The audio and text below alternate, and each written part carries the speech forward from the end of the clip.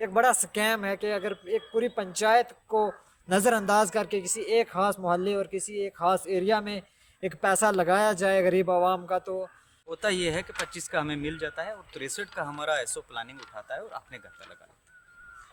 उसके बाद उसकी फिजिकल वेरिफिकेशन आती है कि जिसके लिए एक और एसओ आता है, वो गली गली घूमता है और वो मुझे इतना टॉर्चर और इतना परेशान करेगा, जनाब ये सरपंच साहब आप ये मुझे बताओ ये है कहाँ है। तो एक Welcome to Vision Foods Vision. आदाब, आप पंचविजन चैनल देख रहे हैं। मैं आफ्ताब बातिश हूँ। मेरे साथ आज के फार्मर सरपंच मिडिल मरोट जावेद चौधरी साहब हैं। वक्तन फ़वक्तन ये अपने इलाके की, अपने मोहल्ले की और अपने एरिया की बात जो है वो आवाम के सामने लाने की कोशिश करते रहते हैं और हमेशा अपने एरिया की डेवलपमेंट की बात करते हैं। सुनने में आया है कि मरहोट में एक इलाका, एक मोहल्ला आता है कल से, जिसमें एक ही मोहल्ले में लगभग एक साल में 1 लाख से 1 करोड़ से ज़्यादा का काम जो है वो हुआ है। एक बड़ा स्कैम है कि अगर एक पूरी पंचायत को नज़रअंदाज करके किसी एक ख़ास मोहल्ले और किसी एक ख़ास एरिया में एक पैसा लगाया जाए गरीब आवाम का, तो सवाल बनता है। इन्हीं से जानने की कोशिश करेंगे कि क्या ये स्कैंडल हुआ है। सर, सबसे पहले तो बहुत शुक्रिया। आप बताइएगा कि ये क्या स्कैंडल हुआ है कि एक ही मोहल्ले के अंदर इतना पैसा जो है वो लगाया गया है। शुक्रिया। देखो मेरे पास एक छोटी सी लिस्ट है और जिस लिस्ट में 84,70,000 रुपया जो है वो एक ही नाम कलसीसी इन्वेस्टमेंट हो। ये फ्रेम मैंने खुद की है, मगर ये जी, सारी सरकारी है बिल्कुल। ये क्योंकि मैं सरकारी, हाँ ये ये सरकारी सारी डेटा है। सरकारी है क्योंकि मैंने एनआईटी के हिसाब से किया है। अभी कुछ कुछ एनआईटी मेरे पास नहीं आई, जिनके वजह से मेरे पास जो टोटल रकम बनती है वो 84,70,000 यानी कि 1 करोड़ रुपया जी, एक बिल्कुल। ही लगभग एक 13 ही काम हैं आदमी ये। एक ही आदमी के घर पर इन्वेस्टमेंट हो रहा है, जो गवर्नमेंट का एसओ प्लानिंग है। क्या क्या काम है इसमें? जिस तरह आप बता रहे थे कि एक ट्रांसफार्मर घर के एक आगे लगा हुआ है और एक पीछे लगा हुआ देखो है। गुज़िश्ता साल की बात है। हमारा एक प्लान जाता है पुंछ में, तकरीबन 2 साल पहले का बात है। हमारा एक प्लान पुंछ में जाता है ट्राइबल सब प्लान के तहत से। तो मैंने अपनी पंचायत मिडल मड़ोहट में 2 ट्रांसफार्मर जो है वो अनाउंस किए, एक 25 केवी का, एक 63 केवी का। होता ये है कि 25 का हमें मिल जाता है और 63 का हमारा एसओ प्लानिंग उठाता है और अपने घर पे लगा देता है।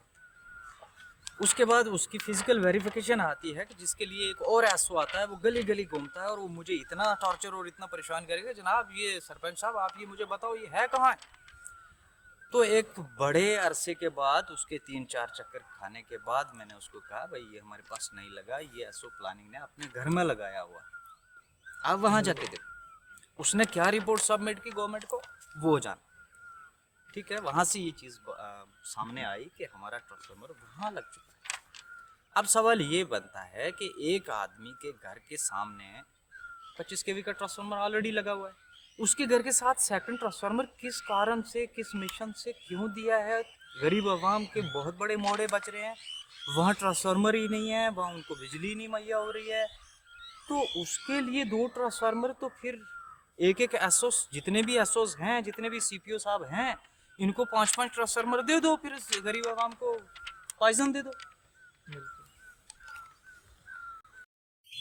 कोई ऐसे इलाके मरोट में आज भी हैं जिनके अंदर लाइट नहीं है, बिजली नहीं पहुंची हुई हो? देखो हमारे 3-4 मोड़े ऐसे हैं जिनमें अभी तक लाइट नहीं है।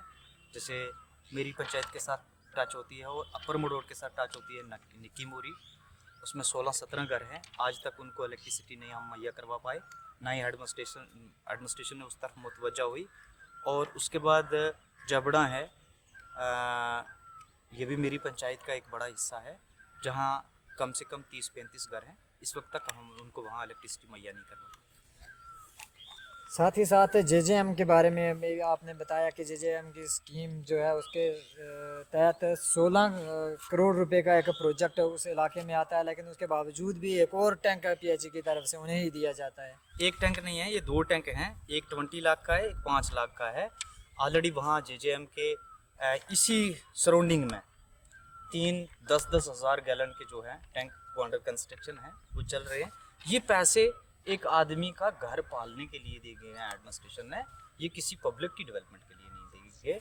और इनसे ऑलरेडी शेयरिंग है हर ठेकेदार से, जो ठेकेदार वहाँ गया है उसकी शेयरिंग है एसओ प्लानिंग और सीपीओ पुंछ के साथ। और इन्होंने इस साल का जितना भी पीआरआई का प्लान था उसमें तबाह आजमाई की है और वो सारे प्लान ग्राम सभा के तोड़ फोड़ किए हैं। और एक जगह ये होता है कि पंचायती मिडल मरोड़ का एक 14 लाख रुपए का प्लान जाता है। उस प्लान में ये करते क्या हैं, एसओ प्लानिंग साहब का ठेकेदार जिसके पास वो थे उसको वो एसओएस करके देते हैं, उससे अच्छी रकूम लेते हैं। जो जनवन काम ग्राम सभा ने वहाँ मौके पे डिसाइड किया, क्योंकि अप्रूव्ड अथॉरिटी ग्राम सभा है, एडमिनिस्ट्रेटिव अप्रूवल जो है वो डिप्टी कमिश्नर कौंसिल ने देना है। वहाँ से जब अप्रूव्ड हुआ, अप्रूव्ड होने के पास एसओ प्लानिंग के पास जाता है तो वो काम दोनों के दोनों चेंज हो जाते हैं। वो 2 काम में डिवाइड करके वहाँ से दे देता है। कारण ये है कि एक ठेकेदार को ज़ाती बेनिफिट है। किसको रिस्पॉन्सिबल मानते हैं वो आप इस सब के लिए? देखो, एडमिनिस्ट्रेशन ही रिस्पॉन्सिबल है, जो अपने प्लानिंग की तरफ देख नहीं रही, जो गरीब आवाम के प्लान कैंसिल करके किसी एसओ प्लानिंग को इतना बड़ा अमाउंट दे रही है, इतना बड़ा स्कैम कर रही है। और कोई ऐसा पॉइंट नहीं है कि जहाँ जहाँ इस एसओ प्लानिंग की ड्यूटी लगी है इसने स्कैम ना किया हो। क्या पैगाम देना चाहोगे एडमिनिस्ट्रेशन से, क्या गुजारिश करना चाहोगे आप? देखो, मेरी गुजारिश है एडमिनिस्ट्रेशन से कि वो फिल फॉर इस ऐसे एसओ प्लानिंग और सीपीओ पुंछ के खिलाफ एफआईआर लॉन्च करके इन्वेस्टिगेशन स्टार्ट करें।